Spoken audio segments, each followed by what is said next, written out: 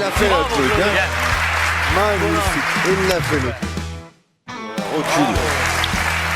Recule au bouchon. Ben là, celui-là, il est fabuleux. Celui-là, il est fabuleux. Et Laurent, voyons. Bonjour à toutes et à tous et donc bienvenue dans Devant le boule, le podcast qui parle de la pétanque, du sport pétanque pour vous et pour tout le monde. Vous savez donc que vous pouvez nous retrouver donc sur les réseaux sociaux, Facebook, Instagram et toutes les plateformes de podcast. On vous remercie encore. Dernier épisode avec Laurent Vessière a eu encore pas mal d'écoutes. On monte en écoute. On arrive pas loin des 1000 écoutes maintenant. Voilà, c'est sympa. Merci de nous suivre de plus en plus nombreux et n'hésitez pas à partager si ça vous plaît.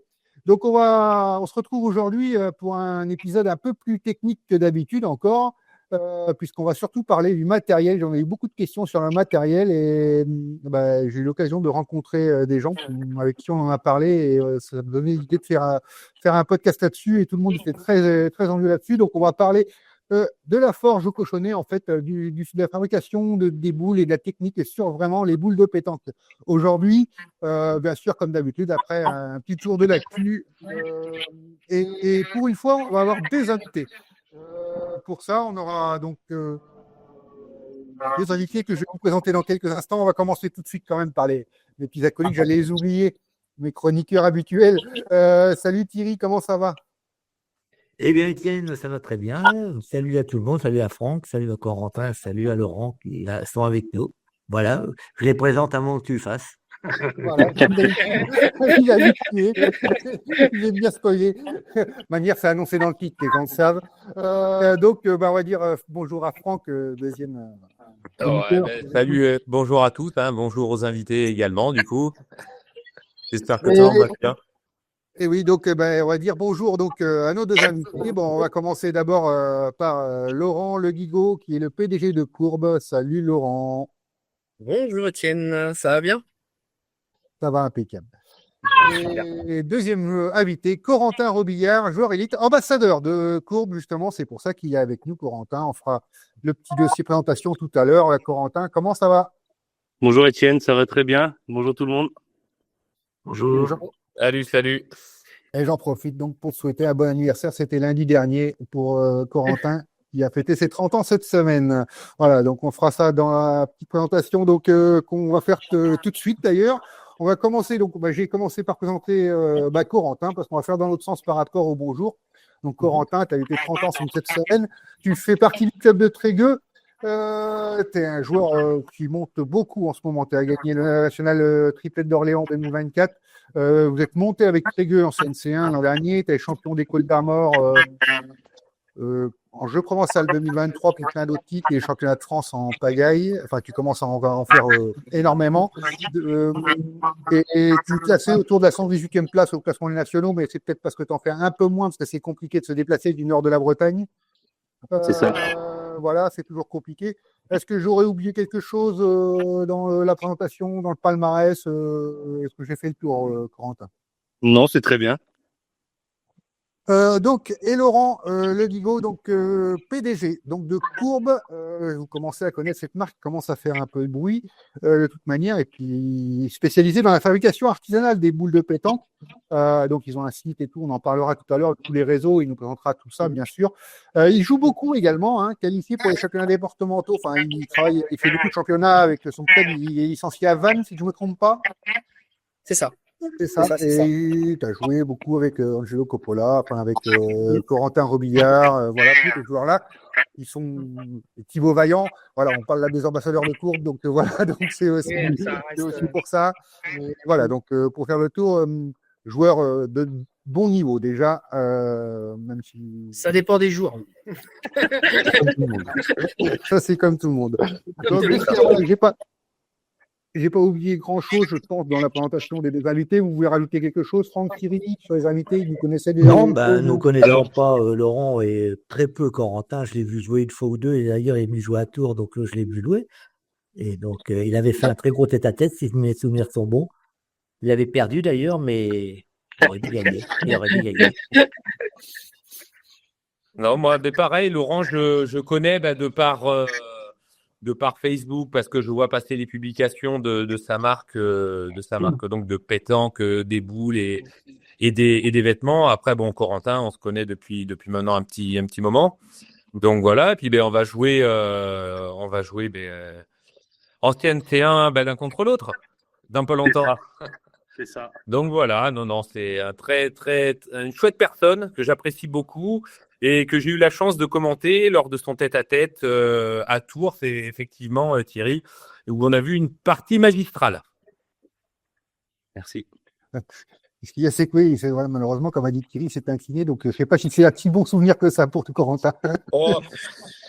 Il y a pas après la pétanque, enfin bon, je vais laisser parler Corentin, mais ce que je veux dire, c'est que moi, en tant que commentateur, franchement, qu'il y en ait un qui gagne ou l'autre, peu importe. Alors, j'aurais préféré que ce soit Corentin, bien sûr, mais franchement, on s'est régalé. On en a pris plein les yeux. Voilà, c'est surtout ça qu'il faut retenir de cette partie. Tout à fait. Je confirme. Donc voilà, donc on va commencer tout de suite par le petit tour de l'actu habituel. Beaucoup de résultats parce que beaucoup de compétitions en ce moment dans cette saison. On va passer du national, après on passera à l'international. On va juste faire le tour. Donc nous, depuis les 15 jours du dernier enregistrement, quelques championnats de France. Le triplet mix qui était le premier à jouer, qui a été remporté donc par Nadège Bio, Paul Forel, Philippe Duchin, contre Jérémy Darod, Richard Feltin, Valérie Labrousse. Richard Feltin et Valérie Labrousse qui faisaient leur deuxième finale en mixte. Voilà. Est-ce que vous avez regardé ça? Tous les quatre, celui qui veut en parler. Si je n'étais pas sur place, sur celui-là qui était sur l'autre. Moi, j'y étais. J'étais sur place, alors je peux en parler parce qu'en plus, j'étais assez concerné par les parties. Donc, j'ai suivi Charlotte et puis Jérémy. Et bon, après, Charlotte, ils n'ont pas très bien joué en demi-finale contre Jérémy. Et puis après, Jérémy et Jessie ont fait une partie moyenne en finale. Et Paul Forel a fait une très grosse partie. Au point. Voilà. T'as tout résumé. C'est vrai qu'on a vu des choses alterner entre le bon et le pas bon du tout. Mais bon, après c'est un championnat de France, et les demi et puis les finales. Donc c'est vrai que ça reste des parties en jeu. Hein. Il y a un titre au bout. Donc on connaît l'enjeu de ces compétitions. Hein. C'est jamais les plus belles parties, les demi et les finales. Il y a de l'enjeu. Les gars sont fatigués, c'est chaud. Les terrains, c'était ils étaient compliqués ou alors c'était des champs de tir. Donc quand tu tires toute la journée, t'arrives le soir. Avec les enjeux, c'est jamais les plus belles parties. C'est ça. Bergerac était un très beau tir, par contre. Excellent. Et donc, Et donc, quand même, une deuxième finale de suite pour Richard, pour Jessie Feltin et Valérie Labrousse, qui ont fait double ethnique, ils sont champions de France, et les ethniques qui sont en finale. Ça fait quand même une belle saison, mine de rien. Ah oui, après, c'est des très, très, très bons joueurs. Voilà. Par contre, en demi, c'est très, très rare de voir toutes les familles réunies pour faire des guidages de la France et qui n'est pas simple à jouer. Ouais. Qu'est-ce qui ça tu te retrouves à jouer contre la famille en demi-finale. T'es fermé complet, ça va être dur à jouer, quoi. Très bien. On va reprendre donc la suite donc pour enchaîner par rapport après ce triplet mix. C'est les deux championnats de France du week-end dernier. Corentin, tu y étais toi sur le tête-à-tête, mais on va commencer d'abord par le doublette féminin, puisque là on va parler des finales qui sont pas toujours les plus belles. Effectivement, là même si on avait une très belle opposition en finale entre Aurélia Ruiz-Blasquez et Angélique Colombet contre Anna Maillard et Cindy Perrault, qui sont donc championnes de France et qui ont gagné la finale assez tranquillement, assez rapidement. Il n'y a pas eu de finale, quoi. Donc voilà, même si c'est deux équipes de très très haut niveau, on le sait. Voilà, donc Cindy qui enfin arrive à conclure en finale du championnat de France, c'est mérité après tous ces parcours jusqu'au bout à chaque fois quand même. Et surtout au vu du jeu qu'elle a produit quand même, enfin les deux. C'est assez monstrueux. Rien à redire, elle doit être au-dessus du lot. Je me suis revolé la compétition. Ouais. Mais dans des terrains qui étaient pas terribles par rapport à Bergerac. Ah, à Saint-Thierry, tu y étais aussi Oui. Donc voilà. Donc tu vas peut-être nous parler du tête-à-tête justement, donc qu'il y a eu en même temps. Donc les filles, elles étaient au-dessus, donc voilà, on dit bravo. Et sur le tête-à-tête, Corentin, tu t'es incliné en 32e, il me semble. Oui. Pas de bêtises. C'est ça. Malheureusement. Avec donc un grand favori qu'on avait en demi-finale, c'était Michael Bonetto. Il sortait les championnats d'Europe, on en parlera après. Et c'est donc Michael Blanchard et Cyril Bégon du Puy-de-Dôme, Michael Blanchard de Loire-Atlantique qui se sont affrontés en finale. Et là, on a eu une finale tête-à-tête assez particulière, où il y a eu 13-12 pour Cyril Bégon, qui est donc champion de France, mais qui était mené 12-4. Enfin voilà, est-ce que vous avez suivi cette finale? Qu'est-ce que vous en avez pensé? Ah, moi, je l'ai suivi parce que bon, j'y étais, j'ai regardé enfin, j'y étais plus le dimanche. J'ai regardé quand même à la télé, sur YouTube, et j'ai vu que Michael Blanchard méritait la gagner sa partie, mais à 12-4, c'est dommage qu'il ait tiré 2 fois là pour donner 2 points. Ça a été un peu un tournant. Ça fait C'est le 12-6. tournant de On la dira en tête à Ouais. tête, c'est pas grand-chose. Mais cette mène-là, je pense qu'il aurait dû pointer parce que Cyril, avait des moments, manqué était un perdu. peu Ouais. Et l'autre avait manqué perdu. à chaque fois. Donc, Je pense que c'est une erreur de jeu qu'il a fait. Après, c'est facile. Voilà, quand on est à l'extérieur, mais voilà, de l'œil extérieur, je pense que quand il va revoir sa finale, je pense qu'il va dire là, j'ai fait une faute de jeu. À n'importe quel moment, il avait manqué perdu. Il a été tiré ce coup là 3 fois là. Enfin, ouais, c'est comme ça. Je pense qu'il va pas la regarder d'aussitôt, par contre. Il va être, Moi, quand je perds des parties comme ça, j'ai pas envie de la regarder. non, il faut la digérer un petit peu, et puis je pense que tout le monde va lui dire, mais pourquoi t'as tiré? C'est compliqué, quoi. ouais, c'est vrai que 12-4 en tête à tête, t'en perds pas souvent hein, après des parties. Non, ouais, surtout là. Enfin après, il y a une chose quand on est derrière l'écran. Je parle pas quand on commente, parce que quand on commente, on voit aussi le jeu de l'extérieur, quoi. Enfin, on a une vue sur le terrain, mais c'est vrai qu'on n'a pas la perspective des points, parce qu'il a été tiré la boule. Pour moi, on a l'impression qu'elle est au moins à 80 la boule. Non. Et le problème, Pas c'est qu'elle est 80, prête. mais- Après, on sait pas trop. Mais dans le terrain où il jouait, si tu veux, enfin, il y a l'épée, quoi. C'est pas que des terrains. Bien. Alors, tu peux perdre des points, mais tu vas pas en perdre des tonnes, hein. Surtout que Michael Blanchard, un très bon pointeur, hein. Ah oui. Non, mais c'est dur. Oui, Après, je pense. Voilà. Peut-être Après- qu'il s'est senti bien sur cette mène-là, et puis il s'est dit, si je fais un palais ou un truc comme ça retourne le truc. Donc, Bah, c'est le fait de mener 12-4. voilà, c'est ça. Oui, C'est un peu, on se sent bien, et puis on y va. On se dit qu'on attend de voir venir, et puis à l'arrivée. Ouais. Voilà, Oui. et puis finalement, voilà. On relance la partie, Ouais. involontairement. Par contre, après, Cyril, il a été solide, hein, parce que alors, bon, ouais, ce qu'il a fait. Il a plusieurs fois manqué perdu et à chaque fois. Et quand le saut démarre et que Michael vient de regagner, il y a bien 11-12 mètres. Ouais. Bon, ok, il tombe devant, là, et les gens vont dire qu'il est tombé devant. Mais il faut aller la taper alors que t'as manqué perdu. Il a faut pas les tirer la boule. il Même est s'il se tiré. tombe 2 mètres devant, je m'en fous. Après, les très mètres tirés, il est droit, il a bien répondu. Moi, Il y a pour moi, rien à il a bien dire. tiré, Oui. oui, en plus. il est bien tiré, mais après, moi, ce que je regrette, et je le dis à chaque émission qu'on fait, c'est que les terrains, ça devient Ouais, mais terrible. c'est peut-être pour favoriser aussi les tireurs et pour le spectacle. Oui, voilà. Oui, bah sûrement, oui. Pour le spectacle. C'est sans doute Et- pour ça. Bien sûr. Surtout les têtes à tête. Après, on peut dire les terrains, mais si t'es pas en ligne, t'as beau des terrains qui se donnent. Oui. Il Je faut suis quand même d'accord. aller tirer les boules. C'est ça. Mais c'est plus dur. Enfin, moi, me souvenir, par exemple, en Bretagne, vous avez des terrains que très durs en règle générale. Quand je jouais Des là en cailloux. Bretagne, il y avait des terrains très très durs. Il fallait taper dans les boules, il fallait pas taper. Et c'est vrai que bon, ça existe de moins en moins. Saint-Thierry-Ex, où Franck y connaît, c'était un terrain formidable avant, hein. Ah oui. J'ai fait des ligues là-haut, c'était super. Et maintenant, bon, quand je vois tout ce qu'ils ont fait, je me dis quand même. Et encore, ils en ont enlevé, heureusement. Voyez. Par contre, un qui doit mal dormir, c'est Bonetto, mais parce que lui, à 7-2, là, quand il sort le bouchon, là, oh là, c'est pas mal. Hein. Ah, il n'a pas eu de réussite, mais bon, il y en a d'autres qui avaient une belle partie. Hein. Je pensais que vu comment il était en forme au tir, je pensais qu'il aurait retiré sa dernière. Ouais, je pense que c'était. Ouais. Il y avait moins de risques de pas. Ben oui, Vu parce que comment même il s'il tire, te un peu, il peut sortir sa boule en pointant. En tirant, Ouais, tu c'est ça. risques rien, quoi. Et vu comment il était en forme en plus, je pensais qu'il allait y aller tirer. Comme ça. Donc, Comme à quoi, propos on de n'est ça- rien, sur une partie de pétanque, en fait. On a beau être des très, très, très bons joueurs de très haut niveau. Regardez ce qui s'est passé dans les championnats d'Europe, l'Allemagne, la France, où la France a loupé, allez, on va dire 4 boules, et ben, ça se joue sur 4 boules, sur une décision. Alors c'est là qu'on a besoin peut-être de sortir d'une partie, d'avoir un coach, un délégué, et puis on peut être orienté sur des bonnes décisions, parce que quand on est sur une partie, on peut pas penser à tout, hein. Ah, ben ça. Même les très grands joueurs, hein. Laurent, on va t'embaucher parce que tu me fais les enchaînements. J'allais faire l'enchaînement vers le championnat d'Europe en plus avec Michael Bonetto. Allez, Tu l'as vas-y. fait avant moi. C'est parfait.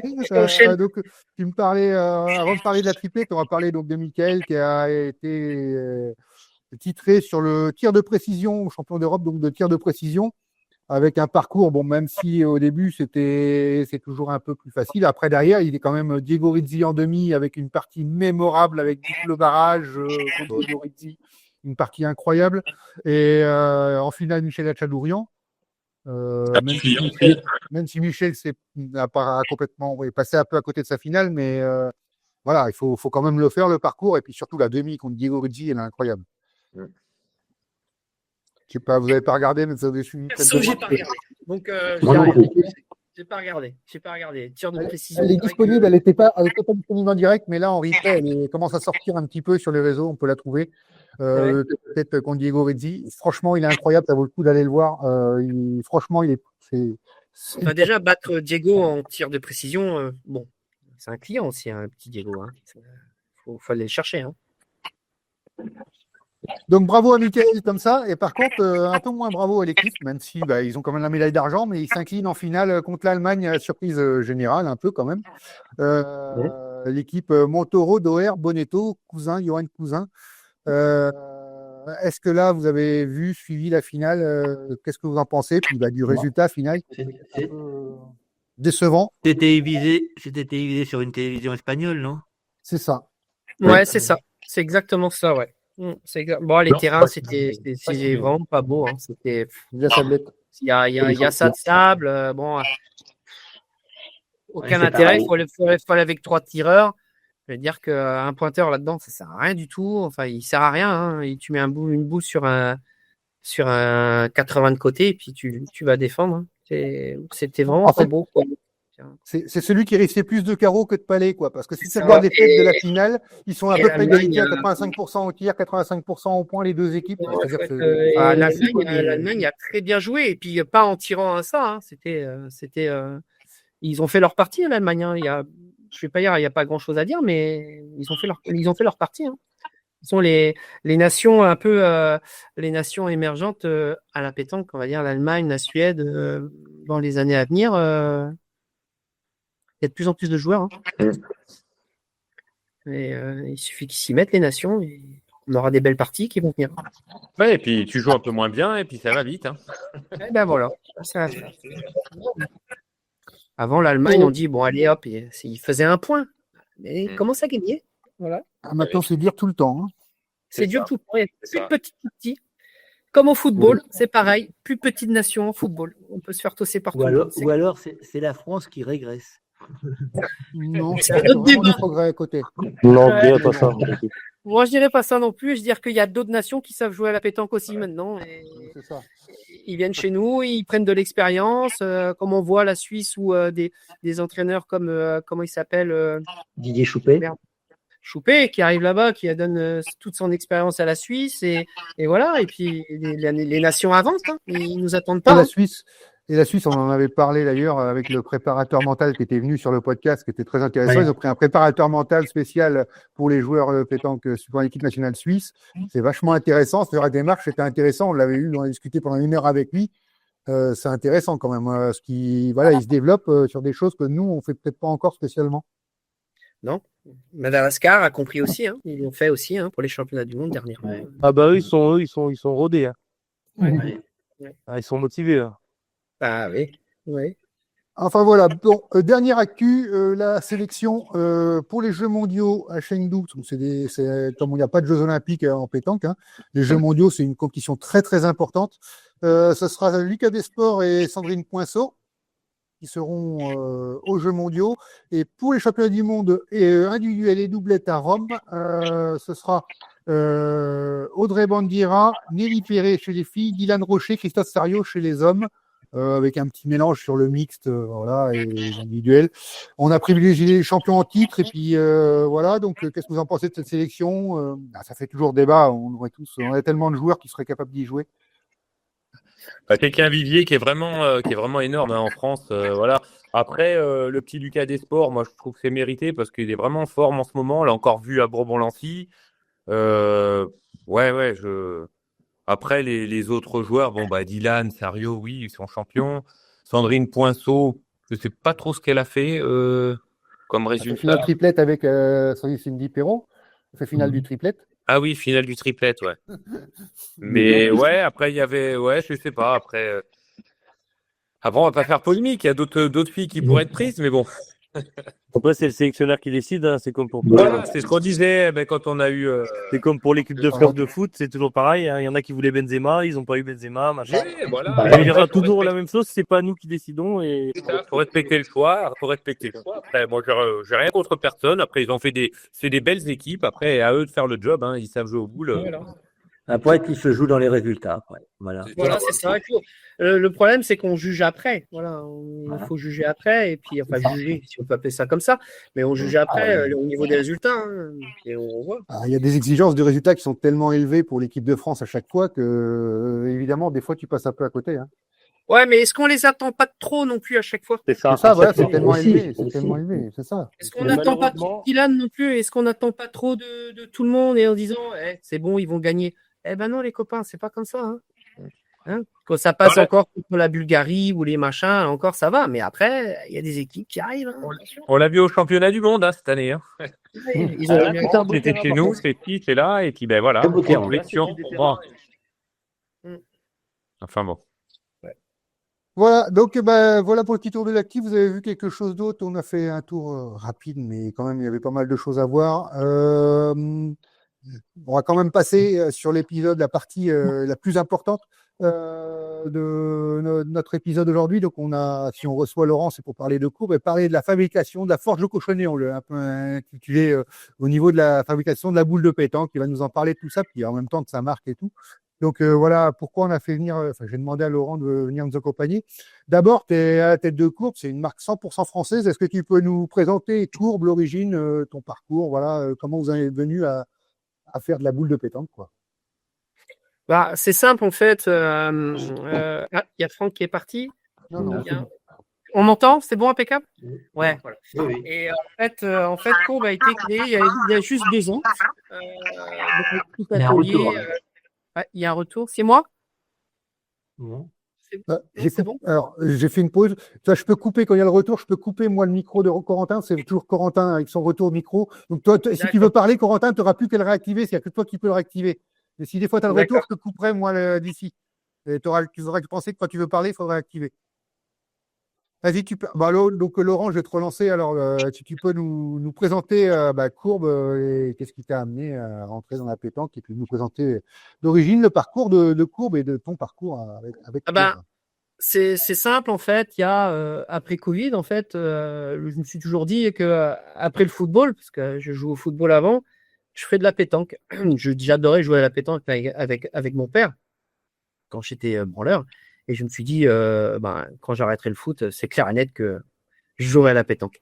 Et puis, je me suis remis à la pétanque, là, tranquillement, avec les collègues à Concarneau, parce que j'habite Concarneau. Et de fil en aiguille, j'avais un petit atelier où je faisais des impressions textiles, donc derrière le magasin de ma femme. Et on est venu me demander, tiens, Laurent, tu peux pas nous faire des t-shirts? J'ai un collègue qui partait au championnat de France, et puis avec le Finistère, ils n'avaient pas de t-shirt, ils n'avaient rien, parce qu'ils s'étaient qualifiés un peu bizarrement, mais bon. Et je me suis dit, attendez, je vais vous faire des polos, et puis j'ai mis j'aurais fait un petit truc. Et en fait, c'est parti comme ça. Et je me suis dit, tiens, pourquoi je ne ferais pas des tenues pour les clubs du coin, quoi. Et puis, j'ai commencé à faire 1 club, 2 clubs, 3 clubs, 4 clubs. Oh, je dis, merde, tiens, il y a peut-être quelque chose à faire. Et puis, j'ai designé Courbe dans mon petit atelier. Et puis, voilà, en fait, je me suis mis sur un terrain de pétanque et je me suis dit, c'est quoi qui revient le plus? Les mots des joueurs, en fait. Et j'entendais à chaque fois Courbe, mais de la courbe, que ce soit mais de la courbe, bordel. Enfin, j'entendais souvent Courbe. Donc je me suis dit, comme il y en a plein au but ou carrossel, c'est des noms en fait qui résonnent sur des terrains, quoi. Et je me suis dit, tiens, pourquoi pas Courbe en fait. Et voilà le petit signe qui montait comme ça en mettant de la courbe et la boule. Et voilà, en fait la marque est commencée comme ça. Après la marque est née comme ça. Je me suis foutu sur un terrain de boule et puis j'entendais. Et puis je me suis dit, Si je veux créer quelque chose, il faut que je sois là sur un terrain et puis j'entende des mots-clés. Et Courbe est venu, mais 100 000 fois, quoi. Donc, je me suis dit, Courbe, même on entend, je sais pas si vous entendez des fois sur les inconsciemment sur les commentaires ou les commentateurs, généralement, il a une belle courbe, enfin, ça vient souvent, quoi. Ça vient souvent. Ah, mais c'est une bonne idée. La marque est partie comme ça, quoi. Donc, à la base, je me suis mis comme équipementier. Voilà, j'ai cherché des fournisseurs où j'ai fabriqué mes propres vêtements, les choses comme ça. Et les boules sont venues après, par la suite. Tout à fait. C'était une addition sine qua non de fabriquer une boule, parce que comme tout le monde, j'en ai acheté des kilos des boules. J'en ai acheté des kilos. J'ai essayé tout, les Obud, les Décathlon, allez, j'ai essayé tout, je m'en fiche. Mais j'ai voulu créer voilà, une boule un peu à mon effigie. Et puis, un peu avec Corentin aussi, un peu en partenariat avec Corentin. Il me dit, moi, j'aime bien les boules qui brillent, j'aime bien envoyer dedans et tout. Et puis, allez, on va partir là-dessus. Et puis, on verra après ce que ça donne, quoi. Et voilà, la marque Courbe est lancée comme ça, quoi. Ouais, on va y revenir un petit peu plus avec l'histoire avec Corentin, parce que vous m'avez raconté l'autre jour. C'est aussi ce qui m'avait donné les idées, parce que j'avais trouvé ça très sympa quand Corentin le racontait l'autre jour. Mais d'abord, si tu pouvais nous expliquer, quand on fabrique une boule, les grandes étapes clés du process industriel, c'est quoi? Parce que pour que les gens comprennent bien, c'est pas je désigne ma boule, voilà, on la plonge dans l'eau. Enfin, voilà, c'est Non, pas non, une forme comme ça. Voilà. Les grandes étapes, c'est quoi? Il y a beaucoup d'étapes sur une fabrication de boules de pétanque. Après, on va bien comprendre que Courbe n'a pas un atelier de fabrication. C'est quand même très compliqué. En France, il y a plusieurs fabricants de boules de pétanque. Il n'y en a pas beaucoup, hein, et il y en a quelques-unes. Courbe est revendeur. C'est-à-dire que moi, j'ai des cahiers des charges que j'impose à mon fabricant sur la structure et sur le modèle de boule que je veux. Voilà.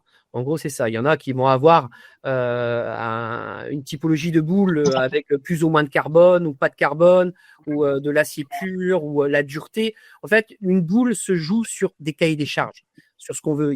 C'est pas compliqué à faire une boule. On reçoit des petits lopins comme ça qu'on tronçonne et qu'on vient, si vous voulez, c'est des grosses caisses qui viennent, plusieurs tonnes qui viennent frapper les boules et on a des estampages comme ça. Voilà, ça devient des estampages comme ça. Après, il y a la méthode de poinçonnage d'acier, c'est-à-dire qu'on vient faire plusieurs points sur la boule. Et ça, c'est des personnes qui font des points de soudure sur la boule de pétanque. Voilà.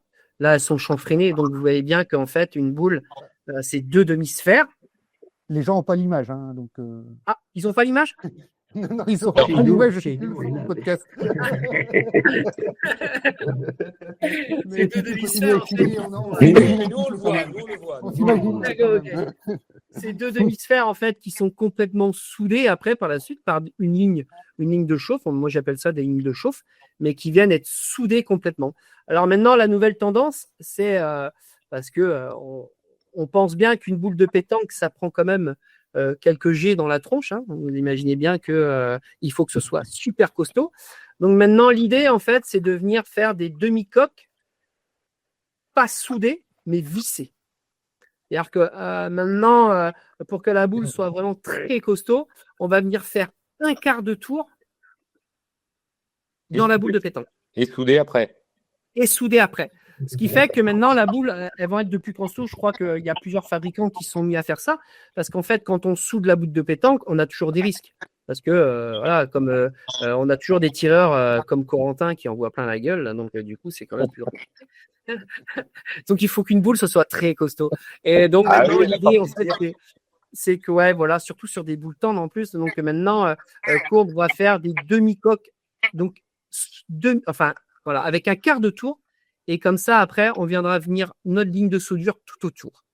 Et là, la boule, elle sera quand même relativement. Voilà, c'est quand même relativement. Ouais, plus costaud, ouais, encore plus costaud. Parce qu'une 2 demi-sphères soudées comme ça, bon, on a toujours des petits risques, mais voilà, ça reste quand même costaud sur les années. Mais maintenant, l'idée, je crois que tous les constructeurs s'y mettent, à mettre deux demi-sphères. Et Laurent, tout à l'heure, tu parlais de ton cahier des charges.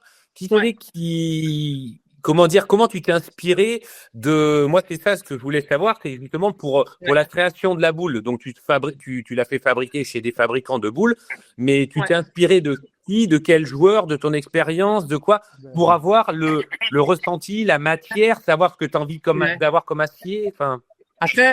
Après, on est tous joueurs de pétanque. On aime bien jouer avec une typologie de boule. Voilà, moi, je suis parti de moi. Après, je suis allé voir Corentin, on a discuté. Je lui ai dit, qu'est-ce que tu aimerais comme boule? Il m'a dit direct, moi, j'adore jouer avec des boules dures de Décathlon. Voilà. Donc, on est parti, on a imaginé un petit peu de ça. Après, il y avait l'aspect brillance qui comptait beaucoup sur certaines, Corentin ou même Angelo Coppola, tout comme ça. Eux, ils adorent les boules qui brillent, qui ont un aspect chromé un petit peu, pour avoir une tenue en main qui est vraiment bonne. Et donc, du coup, on est parti de ça. Et puis, je me suis dit, putain, on va créer ce genre de boule. Après, la dureté, on l'a travaillé. Je voulais certaines duretés avec, en fait, la couche. Alors, attendez, je vous montre. Hop. Ça, c'est une boule à base de chrome, en fait. Donc, sur la boule Chrome Plus, en fait, on a une couche de chrome qui fait 45 microns. On peut pas mettre plus. C'est le maximum de chrome qu'on peut mettre sur une boule de pétanque. Au-dessus, ça fissure. Et en dessous, ça part très vite. Donc, on voyait chez quelques fabricants, des fois, le chrome, il part très vite parce que il y en a pas beaucoup. Alors, nous, on a mis le maximum, donc c'est 45 microns. C'est l'épaisseur de chrome qu'il y a dessus. C'est posé dessus, c'est pas teinté c'est pas dans la masse, en fait. Non, c'est pas dans la masse. Ils viennent vraiment, donc c'est par électrolyse, c'est par bain. On met ça par un bain et c'est un courant électrique qui vient poser le chrome tout autour de la boule de pétanque. Tout simplement. Voilà. D'accord. Il y a pas de boules qui sont teintées dans la masse. Il y a pas, ça n'existe pas. En fait, une boule, c'est deux d'une soudées. Ils viennent après complètement poncer la surface et après on met un alliage qui permet. D'ailleurs, la Fédération française de pétanque a un cahier des charges pour les boules de pétanque. Et il faut le suivre. Ça, j'allais dire. L'homologation. Si on ne le suit pas, la boule n'est pas validée. Tout simplement. Donc, on a un cahier des charges qu'il faut respecter. Il n'est pas énorme, mais il y a un cahier des charges. Et donc, il faut qu'on le respecte, ce cahier des charges. Et ils imposent que la sphère doit être de typologie acier, inox, n'importe, et qu'elle soit recouverte d'un revêtement anti-corrosion. Voilà. Ils ne précisent pas quoi. Ça peut être de la peinture, ça peut être du chrome, ça peut être de la nitrique, ça peut être du galva, ça peut être tout ce qu'on peut protéger contre la rouille, en fait. En gros, c'est ça. D'accord. Ouais. Et il y a un cahier des charges qui est imposé par la Fédération de pétanque, française de pétanque, qui nous est imposé. On envoie notre modèle à valider, et s'il est validé, on a le droit de la commercialiser. On a le droit de commercialiser une boule de pétanque, mais pas pour la compétition. D'accord. Voilà. C'est ça, une homologation. Laurent nous en parlait dernier coup. M'en avait parlé, moi, à part Laurent Vessière, qu'on a reçu la dernière fois, vice-président de la fédération, nous parlait. Il dit oublie pas de parler qu'on fait une homologation obligatoirement pour les boules, pour obliger sur les compétitions. Pour la compétition. Donc, tu dis que c'est pas très contraignant quand même, c'est juste pour avoir une certaine homogénéité. C'est obligatoire. Non, mais c'est obligatoire parce que maintenant les duretés, il faut les contrôler, il faut qu'il y ait un cahier des charges sur les duretés. Maintenant, on trouve des boules qui sont très très tendres, donc à 35 HSR, c'est la dureté de l'acier. Donc si on envoie à 30 HSR, elles sont pas homologuées. Donc il faut vraiment qu'elles fassent au minimum 35 HSR. On a une petite tolérance quand même au niveau des fabricants, une petite tolérance. Ouais. Et si tu as un contrôle de boule, il faut que ça soit homologué parce que du coup, sinon ça passe pas. Complètement. C'est-à-dire qu'après, le joueur peut peut-être se retourner contre le fabricant en disant attendez, moi je les ai achetés il y a 6 mois. Comment ils peuvent savoir si la boule est homologuée ou pas? Sur un terrain, La boule. Parce que moi, tu vois, au championnat de France de la tête, là, en 32e, on avait fait une mène, et t'as l'arbitre qui est venu, qui a contrôlé nos boules, il les a juste pris dans les mains comme ça, et puis il a regardé toute la boule comme elle était, et puis le mec il dit je connaissais pas. Et là, je lui ai dit, c'est une nouvelle marque de boule. Alors, les arbitres, en fait, ils ont le devoir, plus ou moins, de regarder, en fait, les nouveaux fabricants qui arrivent pour pas être, justement, confrontés à ce genre de problème. Là, ils connaissaient pas. Voilà. Et donc, il y a un listing qui est dressé par la Fédération française de pétanque qui est mise à jour. Donc, par exemple, tu vois, il y a une nouvelle boule qui vient de sortir de chez Carosec. Voilà, le listing il est mis à jour. Il y en a d'autres qui vont venir après par la suite, mais le listing avec toutes les nouvelles boules qui arrivent. Donc voilà, après le listing, il faut le consulter, quoi. D'accord. Par contre, je savais pas qu'il y avait des contrôles visuels de boules. Ah ouais, mais moi non plus. Il peut y avoir un contrôle visuel, ouais. Il faisait sur tous les terrains des 32e, il laissait une main du début de la partie, il surveillait, et après, au bout d'une main, il venait, puis il prenait les boules dans les mains, et puis il regardait les 3 boules, la gravure, tout ça, le nom de la boule. C'est la première fois que j'entends ça. Hein. Ouais, et aucun contrôle de plus, juste ils ont pris la boule dans les mains, ils ont regardé, et puis voilà. Mais ils ont fait ça à tout le monde. Mais c'est vrai que sur toutes les boules, il faut absolument qu'il y ait le poids, le numéro, tout soit lisible. Et c'est vrai qu'il y en a beaucoup maintenant, même moi ça m'arrivait, jouer avec des boules qui sont usagées et tu vois plus spécialement trop toutes les marques parce je pense qu'elles sont moins gravées que dans le temps. Enfin, c'est l'impression que ça me donne des fois. C'est la bonne impression que tu peux avoir parce qu'en fait, les gravures, on va moins profond en fait sur les gravures. Moi, j'estime que je veux pas que tu vois que ça aille trop profond. 2 mm, c'est vraiment bien parce que on voit les impuretés qui se collent dans les de partout et je trouve que c'est désagréable. Donc je voulais pas un cravate. Et au toucher aussi. Et au toucher. Et au toucher aussi. Oui, oui.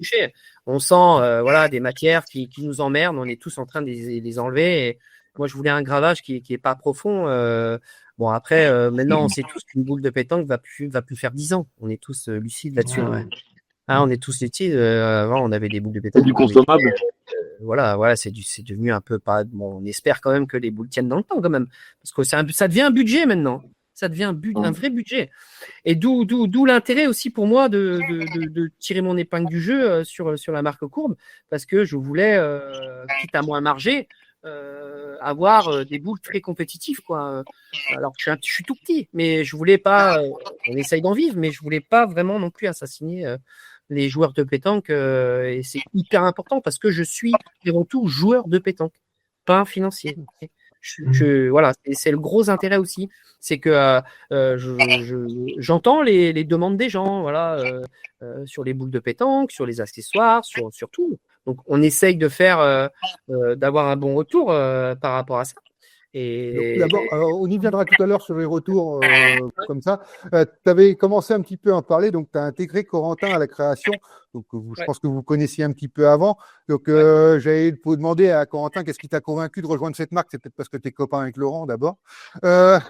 Et puis d'ailleurs, vous avez construit ensemble. J'avais bien aimé, tu l'as expliqué l'autre jour et tout. Toi, tu pourras y arriver. Les gens demandent toujours auprès des joueurs, ils aiment bien savoir quel modèle tu utilises et pourquoi. Tu nous y viendras, tu nous le diras pourquoi, quel modèle tu utilises et pourquoi, comment sur la dureté, poids, diamètre, le ressentiment. Apparemment, les auditeurs sont très intéressés à ça. Mais dans les phases de test, les phases de mise au point, tu as fait comment avec Laurent? Vas-y, explique-nous, toi, Corentin, ton rôle là-dedans. Bah écoute, on s'était retrouvés, il me semble que c'était à Carhaix, la première discussion qu'on avait eue, autour d'un petit rosé. Et puis voilà, c'est vrai que on va dire qu'avec les boules brillantes, tu passes pas inaperçu. Donc les gens ils viennent te demander comment ça se fait qu'elle brille autant, comment ça se fait que ci, que ça. Et du coup, on avait discuté à Carhaix un petit peu de ça. Il m'avait dit qu'il voulait créer sa propre marque. Pourquoi pas venir à sponsoriser des joueurs après derrière. Et puis vu que j'étais jeune, que voilà, je jouais correctement aux boules, on s'est créé d'affinités comme ça. Après, on a passé 2-3 moments à bien discuter de tout, de rien. Et puis, on a créé cette affinité. Et derrière, on s'est donné des bons conseils. Je lui ai donné mes conseils à moi. Il a pris des conseils d'autres personnes, bien sûr. Et du coup, son écoute, je pense qu'il y a beaucoup son écoute, son projet. Déjà, son projet, parce que son projet était... j'ai eu d'autres propositions où c'est que les projets étaient... ça donnait envie, mais après quelques mois, il y avait plus du tout ce qui avait été dit ou c'était pas concluant, quoi. Et puis là, le projet a vraiment abouti et ça s'est fait comme ça. Et puis après, il a été aussi à mon écoute par rapport à la boule que moi j'appréciais, avec laquelle je jouais avec. Et du coup, il a fait en sorte, entre parenthèses, il n'y avait pas que moi, il y avait Angelo Coppola aussi. Et il a fait en sorte de subvenir à notre besoin et notre appréciation de la boule, quoi. Donc à partir de là, ça s'est fait comme ça. Et puis après, il nous a montré les vêtements, tout ça, des jolis vêtements d'ailleurs. Pour ma part, de bonne qualité, très bonne qualité même. En tout cas, moi, personnellement, j'ai pas de souci avec. Et voilà, donc c'est sûr que ça donnait envie. Et vu que moi, de mon côté, j'avais pas spécialement de sponsor ou de personnes qui t'habillent pour aller jouer ou qui t'aident aussi par rapport à ça, ben voilà, ça s'est fait comme ça. Et puis, il y a eu ce lien d'affinité maintenant. Et puis voilà, c'est comme ça. Côté technique, donc je te demandais le modèle que tu utilises, dureté, poids, diamètre. Moi, je suis en 74 690 et c'est la Chrome Plus de chez Courbe. Parce que pour le moment, il y a qu'un modèle, c'est ça? Après, Pour le total, moment, Laurent, c'est ça? Ouais, j'ai qu'un modèle qui est sorti, donc c'est la Chrome Plus, hein, qui a une dureté. C'est une boule dure. C'est une boule dure parce qu'en fait, je voulais pas trop me tromper sur la première, donc je me suis dit, je vais faire une boule dure. Et il y en a pas beaucoup sur le marché, donc du coup, je me suis dit, je vais faire une boule dure pour me démarquer un petit peu des autres. Et il y a la tendre qui va sortir fin d'année si tout va bien.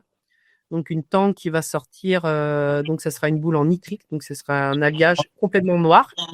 Donc ça sera la PN, donc c'est perle noire. Et en fait, la boule, en fait, le but du jeu, c'est que la nitrique, donc c'est le revêtement anti-corrosion, reste le plus longtemps possible sur la boule. Voilà. Donc en fait, ça sera pas comme une peinture ou un truc comme ça. Au bout de 2-3 concours, il y a plus rien. En fait, le but du jeu, c'est que la nitrique reste très très très longtemps pour qu'on ait le maximum de confort dans la main. Ils avaient sorti ça une année. Corentin, tu as dû les connaître ces boules, c'est chez Decathlon. Il y avait Erwan qui en avait des boules, Erwan Leroux, tu sais, je sais pas s'il bossait là-dedans ou pas. Et je me souviens, je l'avais vu à Montluçon. La pique. Ah, je sais plus. Je te parle des toutes premières, hein, avant qu'ils sortent. Les toutes premières Decathlon qu'ils ont sorties, elles étaient teintées c'était dans la masse. Et c'est vrai que le noir, il s'estompait vraiment très, très, très, très, très lentement. C'est vrai. C'est un peu ça que je veux reprendre. D'accord, c'est ce principe-là, parce que maintenant, ils n'en sortent plus de ces boules-là, justement. Oui. D'accord. Non, ils en sortent plus. Donc du coup, moi, l'idée, c'était de la reprendre complètement, mais sauf que la pie, c'était la première pie qu'ils ont sortie, où je pense que je discuterai avec Erwan, parce qu'en fait, Erwan, je peux la montrer, sinon je l'ai à la maison. Ah, tu l'as, ouais. De cette manière, comme on a dit, c'est un podcast. Donc, les gens sont à l'écoute. Donc, la montrer. Tu la montreras tout à l'heure. Ah oui. Ouais, j'ai toujours pas compris, en fait, le podcast. En fait, je suis en train de faire des gestes de partout. Et en fait, tu peux enlever ta des plateformes sur YouTube. J'ai intégrer quelques vidéos, mais c'est pas que ça. Ils n'ont pas compris le principe du podcast. Mais c'est pas grave. Ils nous expliquent tout ça. C'est déjà très, très intéressant. Je sais pas, est-ce qu'on peut dire qu'une boule, elle change le jeu selon la surface ou la météo? Là, je parle plus aux joueurs, là, Corentin, Franck, Thierry. Est-ce qu'une boule va changer ton jeu? Moi, je dirais un petit peu, ouais. Ah oui. Déjà, c'est jamais agréable de jouer sous la pluie, déjà, on va dire. Et c'est vrai que le fait d'avoir ce côté chrome et brillant, ça peut peut-être un peu plus coller, un peu. Je sais pas comment dire ça après. Et après, c'est propre à chacun. Pour moi, propre à chacun. Moi, par exemple, des inox, je peux pas jouer avec des inox. Moi, ça me glisse des mains. Je joue qu'avec du carbone. Et voilà. Alors qu'il y en a comme toi, Corentin. Moi, j'arrive pas à jouer le carbone. Voilà. Après, c'est vraiment. Pour moi, la boule, c'est le ressenti, c'est propre à chacun. Le diamètre, le poids, c'est pareil. Tout à fait. Je suis extrêmement d'accord avec vous. C'est-à-dire qu'on va considérer qu'une boule de pétanque, c'est comme une chaussure de foot. Il faut être bien dedans de suite. Exactement. Il faut avoir des bonnes sensations. Faut être bien dans ses baskets, comme on dit. Les bonnes sensations. Un coup, on va être bien avec une boule, on va se dire, ah, putain, je suis le meilleur du monde avec celle-là. Et puis le lendemain, on va dire, ah non, finalement, je préfère l'autre. Voilà. Il faut être bien. Voilà, c'est tout. Après, c'est aussi beaucoup psychologique, j'ai envie de dire. Oui, mais après, voilà, c'est sûr, c'est pas parce que tu as des boules à 300 balles que tu vas faire avec des carreaux. Hein. Pour prendre des boules de plage à 30 € à Decathlon qui sont pas officielles, tu vas faire avec des carreaux avec. J'ai jamais aussi bien tiré qu'avec les géologiques alpha de chez Decathlon à 60 €. Ouais. Ça. Exact. Je suis là pour témoigner de ça. C'est pour ça que la Formigue ressemble. Voilà, c'est sûr. Et Donc, par rapport à ça, d'abord, là, je demanderai à Laurent, tu parleras en dernier, peut-être plutôt là-dessus, toi qui es vraiment le fabricant. Je vais laisser parler Franck, Thierry et Corentin, parce qu'on a eu quelques petites questions aussi. J'avais demandé des questions d'auditeurs qui sont venus dessus, puis moi, de toute manière, j'avais envie d'en parler. Côté entretien, ça se passe comment? Est-ce que vous êtes maniaque? Est-ce qu'il faut lancer brut de fonderie? Il y en a un qui me demandait, c'est El Namo qui demandait, d'ailleurs, justement, est-ce que ça change selon les recettes de carbone, comment il faut les traiter? Est-ce qu'il faut privilégier une strie ou les boules lisses? Enfin, voilà, à favoriser l'oxydation et la rouille au pucelle pour améliorer l'accroche. Voilà, il demandait est-ce que ces choses-là, c'est des méthodes que vous utilisez ou pas? Alors moi, perso, Comment vous faites? On demandera aux professionnels à la fin. Laurent finira là-dessus. ouais. Ben, je vais commencer. Moi perso, alors moi, je joue avec de l'AMS 2110. Ça fait des années que je joue avec MS. Je fais pas de pub, je suis pas sponsorisé par MS, voilà. Mais je joue avec cette boule parce que j'apprécie vraiment bien comme je disais tout à l'heure, la texture de cette boule. Donc je la sens bien en main, ça me colle dans la main dès que je souffle ou voilà, ou un petit crachat. Et par contre, alors au niveau de l'entretien, moi je vais dans un supermarché, je sais pas si on peut citer le nom, mais une grande surface de bricolage, on va dire, et j'achète une brosse que je mets sur ma perceuse avec des petits picots rouges. Ça fait des branches rouges et je les ponce. Elles deviennent un peu comme les tiennes, Corentin, là, brillantes. Et par contre, alors là, tu souffles un peu dans la main, ça colle. Voilà, exactement. Alors, pas tout à fait. Moi, on fait pas tout à fait la même chose. Elles sont. Il y a un trou au milieu. Mais c'est le même principe et ça les brosse, ça les remet franchement quasiment neuves. Ouais, je suis d'accord. Par contre, moi, la MS 2110, c'est la boule très tendre. Par contre, on voit tous les pets. Ça dure 6 mois, une 2110. Si on joue très régulièrement, c'est voilà. Mais entretien, c'est ça. Une brosse, moi, et après, je les mets dans la sacoche et ça bouge pas, quoi. C'est toi, Thierry, toi, l'ancien, là? Alors moi, L'ancien? j'ai toujours les. Alors tu sais, moi je suis collector, parce que là Les GTI, il a les GTI, les Ocaro GTI. Ah, j'ai Ocaro GTI.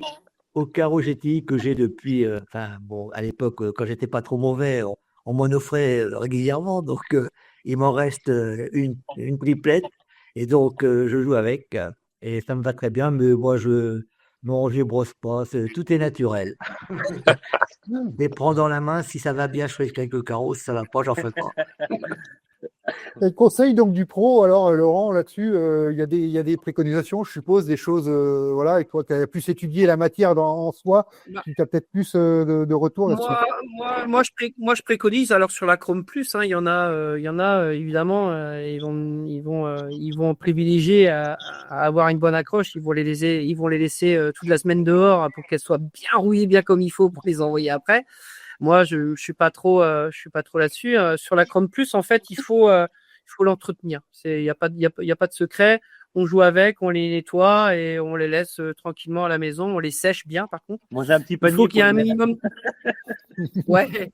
Il faut qu'il y ait un minimum de rouille qui s'installe pour le chrome, parce qu'en fait, le chrome, c'est une matière qui va rester longtemps si on l'entretient. Si on l'entretient pas, la rouille va prendre l'ascendant sur le chrome. Donc il faut éventuellement, moi c'est savon noir et on les nettoie et puis on les range dans le panier en osier à Corentin pour. Tu connais toi. Mais toi, Coco, t'as pas besoin de les entretenir, tu joues tous les jours. Ouais, c'est ça, ouais. Bah, je peux te dire que je préférais, j'aimerais bien. C'est vrai. Demande à Thierry ce que ça fait de jouer tous les jours. C'est fatigant, c'est fatigant. Et pour finir avec la courbe, c'est vrai que j'ai un joueur de mon club qui est arrivé avec la courbe, et sans déconner, je dis, mais tout le monde a été le voir, mais c'est quoi ces boules? Et c'est vrai que l'aspect de la boule a fait que tout le monde a voulu savoir d'où abdait. Et c'était, j'ai un copain quand même, et c'était par Thibaut qui les a eus, donc. C'est une boule qui est assez voyante quand même quand on les voit sur les terrains, et puis elle attire un petit peu la curiosité. On se dit, tiens, c'est quoi? C'est parce que on est habitué à avoir tout le temps les mêmes boules. Alors quand il y a une boule qui sort comme ça, c'est vrai que on est toujours en disant, putain, c'est quoi ça? Puis il y a le débat de la boule dure. C'est non, mais en fait la boule dure, pour moi personnellement au tir, elle se donne super bien, elle envoie, elle reste correcte sur le terrain. Elle fuse pas. Allez, on va dire, elle a un petit bémol quand même. On va pas dire du bien. C'est-à-dire sur les terrains un peu gravillonneux, sablette un petit peu. Ouais, c'est une boule dure. Elle fuse un petit poil. Voilà, on va dire. Mais par contre, au tir, Après, il y a un tireur d'élite. Je les ai essayés, les 2 premières, j'ai fait 2 carreaux, j'ai arrêté après. Mais... Donc, si tu ne connais pas, il y a 3 tireurs d'élite. alors? Je comprends pas là. Par contre, Laurent, j'ai une petite interrogation. Les boules courbes, elles sont livrées réglées? Parce que quand je vois Corentin tirer avec, il fait que des carreaux, lui. Non, mais en fait, je pense que Coco, il aime bien cette matière-là. En fait, ça lui convient complet. Donc, du coup, et puis bon, c'est un joueur qui monte un petit peu. Il n'y a pas que la boule en lui-même. Il y a le bras qui va avec.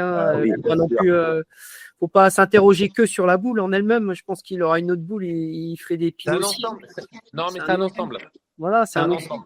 C'est un ensemble. Il a le bras qui va avec. Donc après, c'est vrai qu'il y a aussi Angelo Coppola qui les a aussi et ça lui va très bien aussi. Il y a le petit Thibaut qui s'éclate aussi avec. Donc bon, après, si je me dis que les joueurs s'éclatent avec cette boule-là, il y en a d'autres qui s'éclatent. Et puis de toute façon, les ventes en parlent d'elles-mêmes. Donc du coup, dont un nom bien connu, Monsieur Fouillard. Thierry Fouillard. Voilà, Thierry Fouillard qui joue avec aussi, il les adore. Il adore les courbes. Le petit jeune, j'ai oublié aussi son tireur, je sais plus comment il s'appelle. Du coup, il en a acheté aussi, donc il les adore. Donc ça, voilà, ça prend un petit peu, voilà, ça prend. Les gens aiment bien. Après, il y en a d'autres qui aiment. D'ailleurs, par rapport à ça, comment tu intègres les retours des joueurs après? D'ailleurs, là, on a parlé d'avant conception de Corentin, ce qu'il voulait, ces choses-là. Les retours, tu as un système pour intégrer les retours des joueurs, des clients, des gens. Alors, tes ambassadeurs, on a dit Corentin, Angelo Coppola, Thibaut, tu cites tout le temps, on va dire son nom de famille quand même, c'est Thibaut Vaillant quand même, champion d'Europe. Thibaut Vaillant, ouais. On va quand même dire son nom de famille. Mais après, c'est tout le sens. Oui, non, mais je comprends, mais voilà, nous, ça va, on voit, mais pour que tout le monde voit, Thibaut Vaillant, donc excellent joueur aussi également. D'ailleurs, tu jouais avec Thibaut et Corentin quand tu les rencontrais à Quiberon. Voilà, donc, mais oui, donc comment tu les intègres ces retours et est-ce que vous avez un système de noter les retours pour voir sur tes futurs projets peut-être les intégrer parce que tu peux peut-être pas changer sur ta conception actuelle, mais non, en fait, les retours que j'ai sont plutôt super positifs. Après, j'ai eu quelques retours aussi négatifs et puis il faut le prendre en considération. Mais on est là aussi pour écouter les retours des pétanqueurs. Et ça, c'est hyper important de les écouter. Et après, j'ai un petit cahier des charges où je me dis, voilà, sur le nombre de boules qu'on a vendues là, parce que la boule, elle est sortie qu'en décembre. On a vendu peut-être 300 et quelques, on arrive à pas loin de 300 triplettes quand même en l'espace de 7-8 mois. Donc, je suis quand même relativement bien content. Mais j'ai pas de mauvais retours. Franchement, j'en ai eu 2-3. Après, il faut être très réactif parce qu'il faut avoir un bon SAV. Voilà, il faut être en disant voilà, je suis pas content parce qu'il y a ci, il y a ça. Ok, d'accord, il y a pas de souci, on fait le nécessaire. Et voilà, donc il faut être, s'il y a un problème, il faut avoir un bon SAV. Et je pense que et ça peut résoudre pas mal de problèmes là-dessus. Voilà. Et donc dans ce cas-là, bon, tu nous parlais du modèle tendre qui va sortir donc en décembre. Ouais. Il y a d'autres projets sur l'avenir et tout, peut-être sur d'autres idées, parce que Corentin veut une nouvelle boule ou un truc comme ça ou un autre, qui t'aurait donné des idées plus que. Tu poses ce chose à sortir en décembre, tu l'étais dit depuis un an, mais voilà, donc ça doit être à décaler. Ouais. Carrément, parce qu'on a échangé ensemble sur la tendre, et puis je lui dis, écoute, Corentin, est-ce qu'il faudrait une striée? Il me dit, ouais.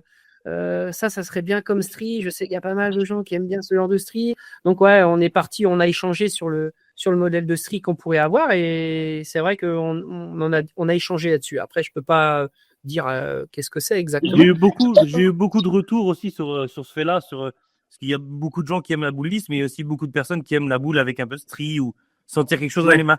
Et comme je lui ai dit, maintenant qu'elle se fait plus la bipole, en soi, les stries de la bipole, c'est vrai qu'elles ont attiré beaucoup de personnes. Et il y a beaucoup de personnes qui disent que ça les fait chier qu'elle n'existe plus. Et avec des stries. Pourquoi pas faire un style... Moi, personnellement, j'aime pas jouer avec la strie. Mais bon, je suis pas tout seul. Donc, à partir de là, pourquoi pas faire une boule avec une strie un peu comme la bipole et ça pourrait attirer aussi...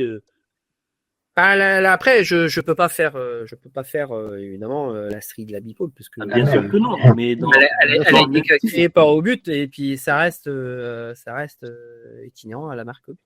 Mais on peut s'en approcher, faire des modèles un peu différents, ça va s'approcher, mais voilà, ça sera pas exactement la même chose. Il faut pas non plus palper les grands créateurs chronométriques. Mais voilà. Il y a un nous, décalage, il y a un décalage dans le temps également. Il y a un décalage dans le temps également où il y a des évolutions technologiques qui permettent peut-être de faire des choses plus intéressantes aussi niveau boule, niveau conception. Alors, on est vachement contraint quand même parce que une boule, typologiquement, il faut qu'elle soit en acier carbone, acier, inox. On peut pas non plus inventer une matière qui n'existe pas. Après, ce qui peut se passer, c'est peut-être à l'intérieur de la boule. On peut peut-être, voilà, par effet de résonance, avoir une typologie de boule qui réagit un peu mieux au sol ou qui se plaque un peu plus au sol. Mais, Un peu de mercure, Lolo. Un peu de mercure. un peu de des billes en acier, je sais pas ce qu'on peut mettre dedans. Hein. Mais bon, il faut pas avoir une boule parfaite. Sinon, le jeu n'aura pas de plaisir. Pourquoi aller faire des trucs, voilà. C'est la boule, il faut qu'elle soit en acier carbone et puis que les gens s'amusent avec. Et puis voilà, c'est pas. Peut-être qu'il peut y avoir des matières qui vont évoluer dans le temps, mais on a des cahiers des charges qui nous contraignent. Donc du coup, on peut pas aller inventer ce qui peut, ou des matières qui peuvent. Bah voilà, il faut que ce soit de l'acier. Oui, bah oui. Voilà. Donc, après, il y a des boules en comment ça s'appelle en laiton, hein, mais bon. Après, voilà, c'est une seule sphère qui est vraiment. C'est des boules en or. C'est des boules en or. Des boules ding-ding, Ouais. des boules ding-ding, on les appelle, des boules ding-ding. Il y en a, il faut un gros lot, il faut un gros lot dedans, sinon il les retrouve Non, pas, mais- il les perd. Et je sais pas si vous avez connu la boule intégrale, mais qu'est-ce que je l'aimais bien, moi, cette boule intégrale. Oh, je l'aimais bien, moi, cette boule. Mais bon, après, elle n'existe plus, hein, ou alors ça a été refait un peu, mais l'intégrale, je l'aimais bien, moi, cette boule-là. Mais bon. Ah bah il y a des marques qui disparaissent. Au cas où GTI, c'était très bien et ça Il y a disparaît. des marques qui arrivent, mais je trouve que c'est bien pour le marché de la boule de pétanque qu'il y ait d'autres marques qui arrivent. Voilà. Je pense que Mais ouais, dans pour la les concurrence, utilisateurs c'est pas mal. Ouais, c'est pour les utilisateurs des boules en fait, de la pétanque en elle-même. Ça peut être des marques qui émergent comme ça et puis qui se disent tiens, il y a des passionnés qui s'y mettent et qui vont écouter peut-être les gens, oui, carrément. Ouais, j'ai une petite question, Laurent. Et du coup, Ouais. donc moi, en tant que particulier, j'ai envie de me faire une triplette de boules, mais que pour moi. Donc tu peux te faire une triplette et l'envoyer à la Fédé, la faire valider ou comment ça se passe? Toi, tu aimerais une triplette Non, par recevoir exemple, je me dis, tiens, j'ai envie de faire la triplette Franck Fayol et je veux pas la vendre, je veux la faire que pour moi. Est-ce que tu as le droit de faire ta triplette? Je veux telle boule, dans Et tel l'alliage. avec un Non. cahier des charges, voilà. Comme il y a eu pour la Digoridis, non? Tu pourras. Non, alors ça, c'est une boule qui existe déjà. La Digoridis, c'est une boule. C'était la Continentale ou un truc comme ça, je sais plus. Mais si tu C'est une boule qui crées existe ta déjà. boule. Si tu Voilà, crées ta par boule, exemple, tu la toi, peux Corentin, si toi, tu étais la Chrome Plus, on pourra mettre by, tu vois, il y a eu Dylan Rocher, hein, KTK, by Dylan Rocher. Voilà, ça, on peut faire ce genre de choses. Par contre, te créer une boule à toi, on peut pas spécialement le faire. Il faut la faire valider par la fédération internationale ou française. Non, c'est international, pardon. Et après, oui, il faut payer. Ça a un coût. Oui, non, mais je suis d'accord. Mais t'as des sous, t'as envie de te faire ta triplette de boules, mais que pour toi, tu peux, ça pourrait exister, quoi. Oui, il n'y a rien qui t'en Donc empêche. Thierry fabrique sa triplette, moi je fabrique la mienne, Étienne, toi, Corentin, tu pourras avoir des millions de triplettes de boules validées par la Fédé, en fait. Il n'y a rien qui t'en empêche. Oui, voilà, Il y a c'est juste une petite aparté. D'accord. Ils trouvent une fortune. Oui, non, mais certainement. Par contre, alors tu Oui, vas, non, voir mais tu vas voir un fabricant de boules, je veux une boule, je veux la faire valider. Ça va te. Oui, Ah, oui. non, c'était juste une Mais petite question. la comme ça, question, donc- la question, ouais, D'accord. est légitime. Oui, tu peux. D'accord. Et pour toi, Laurent, donc par rapport à ça, le futur de la boule, c'est quoi en fait? L'évolution, tu dis qu'il n'y a pas beaucoup d'évolution, mais il y a quand même quelques évolutions qui peuvent être faites. Alors, sans dévoiler ce que toi tu nous prévois, mais voilà, le futur, c'est quoi? L'évolution, c'est toujours à la recherche du revêtement qui dure. Pour moi, le recherche et développement, c'est le revêtement qui dure dans le temps. C'est hyper important. Je trouve que mettre juste une peinture anti-rouille sur une boule de pétanque et voilà, au bout de 2, 3, parce qu'on est tous d'accord, quand on a une boule neuve, bah, moi personnellement, j'adore une boule neuve. oui. Moi On aussi. est tous d'accord. On voit tout le temps les grands joueurs, que ce soit Dylan ou machin, ils ont tout le temps des boules neuves. Pourquoi? Parce que quand c'est neuf, on joue un peu mieux. On est tous d'accord. C'est là où on a la meilleure sensation. Oui. Donc, il faudrait qu'on procure le maximum dans le temps cette sensation-là. Voilà. Ouais, mais tout le monde n'aime pas jouer avec des boules neuves. Ah non, ouais. Oui, je suis d'accord, mais il faut C'est au goût oui. de chacun, c'est comme on disait tout à l'heure, c'est au goût de chacun. Ouais. C'est au goût de chacun. C'est au goût de chacun. Moi, j'essaye de chercher ce développement-là parce que on attire une clientèle aussi, une certaine clientèle pour cette gamme-là. On peut faire une autre gamme pour ceux qui veulent, voilà, une boule qui rouille très très vite parce qu'ils adorent ça. Ils les mettent 3-4 jours dehors quand ils flottent et puis ils les prennent le samedi pour les jouer. Ça, il y en a. Hein, donc, il faut qu'ils prennent ce genre de boule. Mais moi, ma recherche et développement, c'est vraiment de faire une boule qui reste le plus longtemps possible dans son état neuf, en fait. Et à quand les boules téléguidées? Les boules téléguidées, non, c'est pas mon projet. C'est pas en projet, ça. De l'exocète. Par contre, ce qui est très à la mode et qui se fait beaucoup aussi, je ne sais pas à quel point tu le proposes, c'est la personnalisation. Tu travailles aussi dessus sur ce côté-là? Bah, la personnalisation, ouais, je travaille dessus en fait. C'est-à-dire que moi, je propose un service de personnalisation sur la boule de pétanque. Alors, ça va être nom. Pour l'instant, c'est nom et juste les initiales ou des choses comme ça. Mais moi, la nouveauté un petit peu, en fait, c'est qu'avant, on faisait par fraisage. Moi, je le fais par laser. Donc, c'est un peu plus. C'est pas que c'est plus abordable ou pas. C'est que la méthodologie en laser est beaucoup plus simple. Le fraisage, c'est un métier. Donc, on fraise sur une boule de pétanque et on vient sur une profondeur de 2 mm, c'est suffisant en fraisage. Le laser, c'est en fait, ça chauffe. Donc, ça vient chauffer une grosse puissance la boule de pétanque et ça vient graver. Et là, on peut faire du design sur une boule de pétanque facilement. Sauf qu'au fraisage, c'est beaucoup plus compliqué et plus long quoi, à mettre en place. Au laser, c'est assez rapide. Ouais. C'est vrai. On peut donner des signatures. Ouais, j'ai fait à Coco des signatures. Voilà. Pour l'instant, je le propose pas parce que j'ai beaucoup de travail et que je peux pas tout faire. Mais à un moment ou à un autre, ouais, je ferai vraiment des profils de signature sur une boule de pétanque. Voilà, vraiment personnaliser un petit peu son petit truc, ouais. Ouais. Ou des hérissons, parce que je joue souvent avec un collègue qui c'est un gars du WEA, j'ai le petit Lagrenet là. Et lui, je lui fais par exemple, il me fait Lolo, tu peux pas me faire un hérisson sur mes boules de pétanque? Je lui dis bah vas-y. Donc je lui fais un hérisson sur ses boules de pétanque. Et voilà, un petit clin d'œil à mon petit. J'allais dire heureusement que c'est pas un acteur porno. Non, mais ça peut être des C'était pour la blague. ça peut être sympa. Ouais.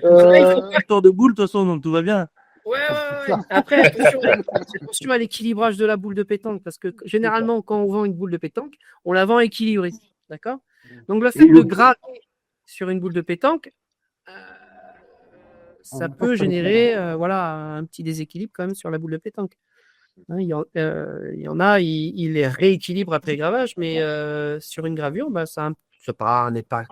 On va pas dire que ça n'a pas un impact énorme, hein, mais voilà. Oui, mais tu enlèves de la matière. On enlève de la matière. Donc, nous, quand on fabrique une boule de pétanque, quand on reçoit une boule de pétanque, elle est équilibrée. Voilà. À partir du moment où on enlève de la matière, un petit impact. Comment on fait pour le poids? Par exemple, on dit c'est 690 grammes. Ouais. Donc, la boule, c'est quand elle est sortie, 690 grammes. Après, quand on fait les marques dessus, après, ça perd du poids.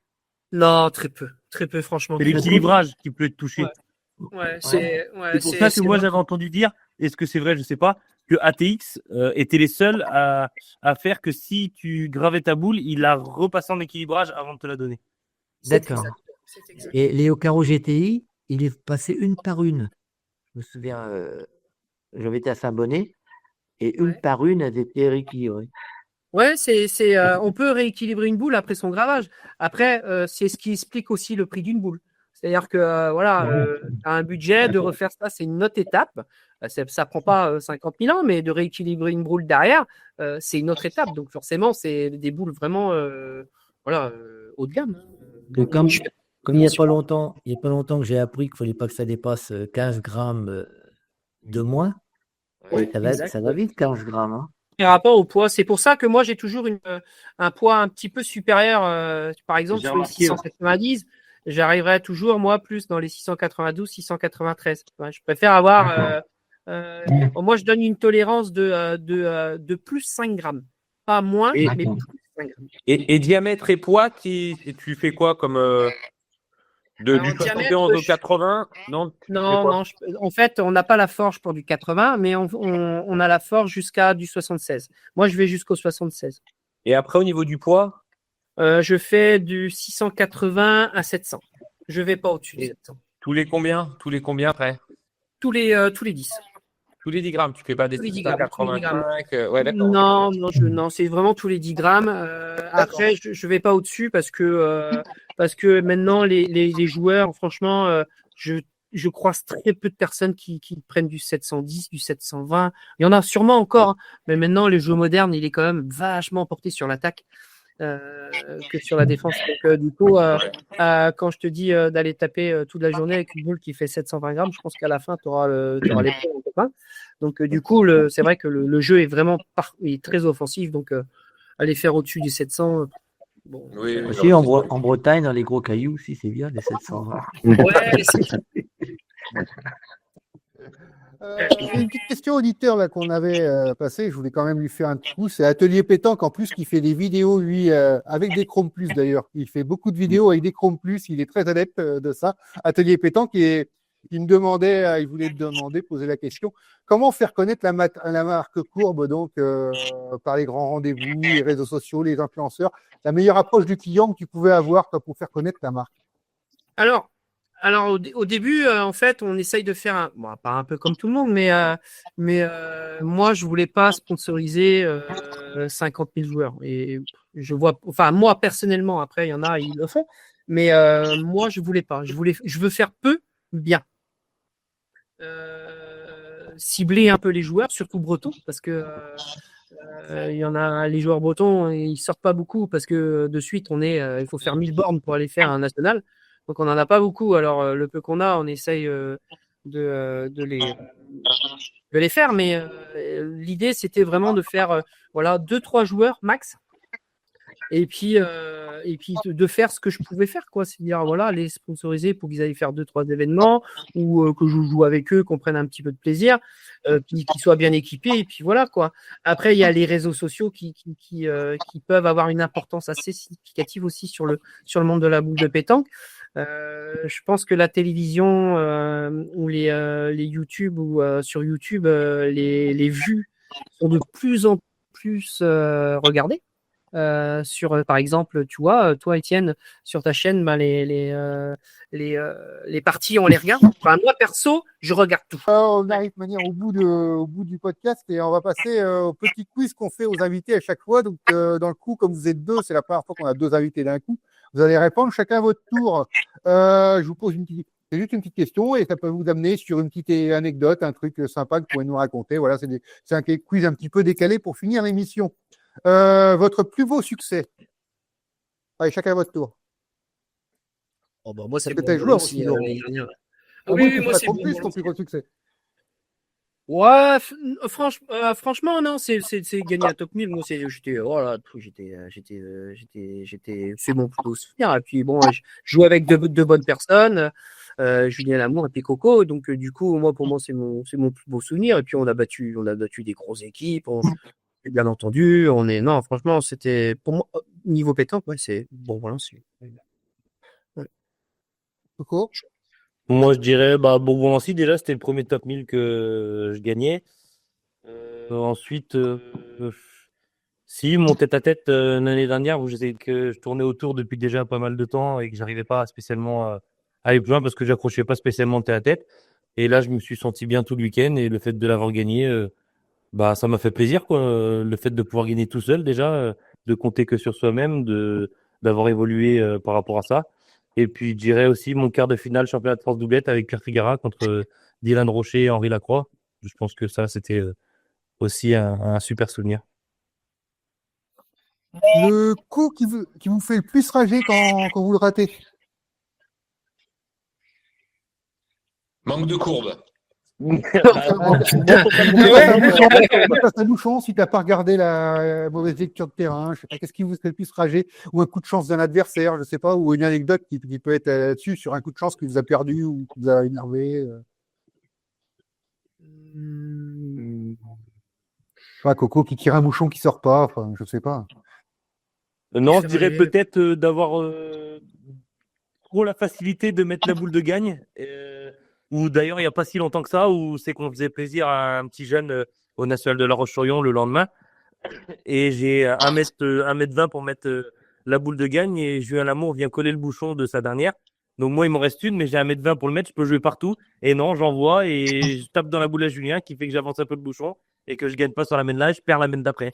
Donc là, ouais, là, j'avais les boules. Ouais. Et toi, Laurent, non, t'as pas de souvenir précis, tu avais l'air Non, Ouais, j'ai c'est pas pas de grave. souvenir. Non, j'ai pas vraiment de souvenir précis. Là, Un moment gênant qui vous est arrivé sur un terrain, vous avez été gêné peut-être d'avoir fait quelque chose qui s'est passé bizarre, un truc bizarre qui s'est passé sur un terrain. Un terrain de grosse compétition ou Non, ça peut être n'importe quoi, t'es pas obligé. Tu peux dire autre chose, hein, mais il n'y a pas de souci, ça a dû t'arriver. T'es pas obligé de citer de nom, hein. T'es pas obligé de citer de nom. On les mettra dans les commentaires, mais t'es pas obligé de citer de nom. Je dirais que c'était en vacances. Il y avait pas mal de monde. On avait été avec des amis dans un camping où c'est que ça jouait très très bien aux boules. Et j'ai voulu envoyer et elle est partie un peu trop loin et elle a failli tomber dans les tribunes. Et ça, c'était très très gênant, ouais. Mais sinon, en compétition, non, j'ai pas eu de non particulier. Votre idole à la pétanque? Bah, moi, je dirais c'est Philippe Quintet. Hein. Ouais, je dirais pas. C'est un mélange de la classe, le calme, l'expérience, la précision. Moi, je dirais Monsieur Quintet. Ouais, je suis d'accord. Et la gentillesse.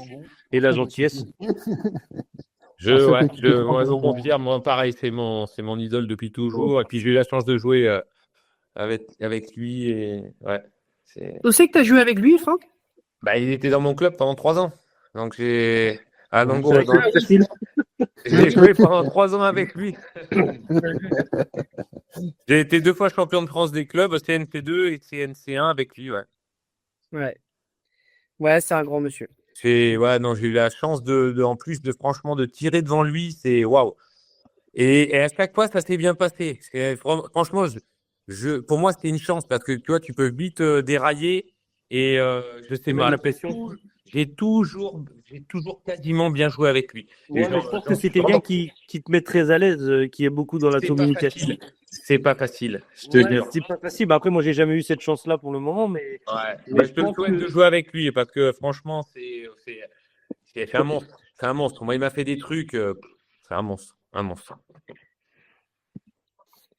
Mais voilà, en tout cas, merci pour tout, les gars. Merci Laurent, Corentin, c'était passionnant. C'était sur la boule. Alors, plusieurs choses. Pour suivre Courbe, alors tu as tous tes réseaux sociaux, tu es sur Facebook, Instagram, TikTok, il me semble. Je dis pas de bêtises. Ouais, je suis sur j'ai un site internet. Ouais, donc c'est www.courbe-du6online.com et puis là, on mettra tout dans les descriptions, les liens. On mettra tous les liens dans la description du podcast, voilà. On peut trouver tous les équipements que je fais. Donc, je suis aussi équipementier club, hein, donc j'ai plusieurs tenues homogènes. Et puis voilà. Et puis on peut me retrouver aussi sur les terrains. J'ai plusieurs stands. Enfin, j'essaye de faire des stands parce que c'est vrai que la vraie demande, c'est quand même sur le terrain. Hein. Les gens sont vachement demandeurs quand ils vont sur les nationaux, quoi. Là, ils peuvent voir. Quand on te retrouve où? C'est que sur la Bretagne ou tu fais un peu toute la France ou? Non, franchement, en fait, comme je suis producteur, je peux pas trop me déplacer. Je suis tout seul avec mon fiston, machin.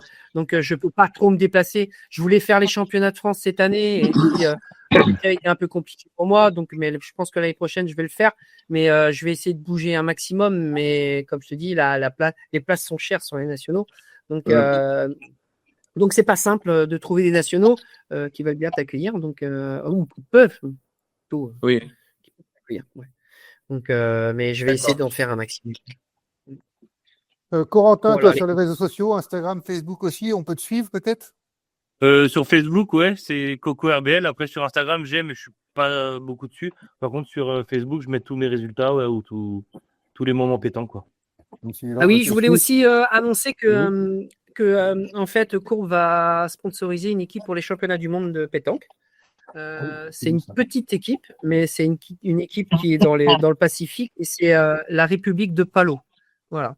Donc, on a signé un contrat de partenariat pour que Palau, en fait, la République de Palau, qui se situe un petit peu au sud d'Australie, puisse faire les championnats du monde donc à Rome cette année.